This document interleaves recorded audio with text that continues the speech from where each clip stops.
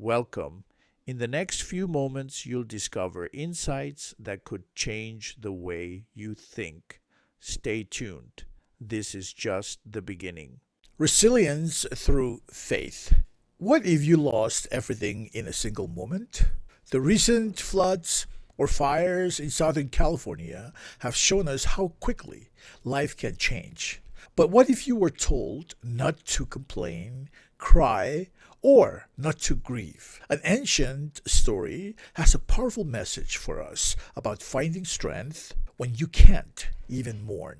Stay with me because today we're exploring a profound story from the book of Ezekiel that speaks directly to moments of overwhelming loss and shows us where to find hope. In Ezekiel chapter 24, we encounter one of the most heart-wrenching commands in Scripture. The prophet Ezekiel is told by God that his wife, the desire of his eyes, is about to die. However, the command that follows is shocking. Ezekiel is forbidden from engaging in any public mourning. No tears, no traditional grieving rituals, nothing. Imagine that immense inner pain for losing the person you love the most and being unable to express that grief. This deeply personal tragedy wasn't just for Ezekiel. It was a powerful living sign for his entire community, a message they desperately needed to understand. Ezekiel explained that his silent suffering was a preview of what the people of Israel would soon experience. They were about to lose their delight of their eyes, the city of Jerusalem and its magnificent temple. Their loss would be so complete, so devastating, that normal expressions of grief would feel meaningless. Everyone would be affected, leaving them to groan to one another in shared shock and devastation.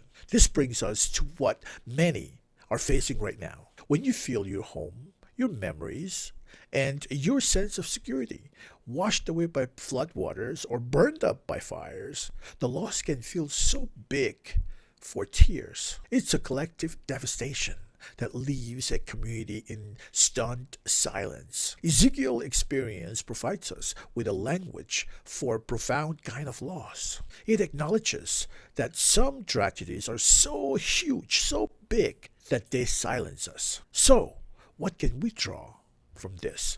First, it's a powerful reminder that even in our deepest pain, God is present. The destruction of Jerusalem wasn't the end of the story for Israel. It was a turning point, a moment that forced them to recognize their need for God and rebuild their relationship with Him. The silence was not emptiness. It was a space where they could finally hear God's call to return. For us, here in our community, as we reminisce on these tragedies, we have a similar opportunity.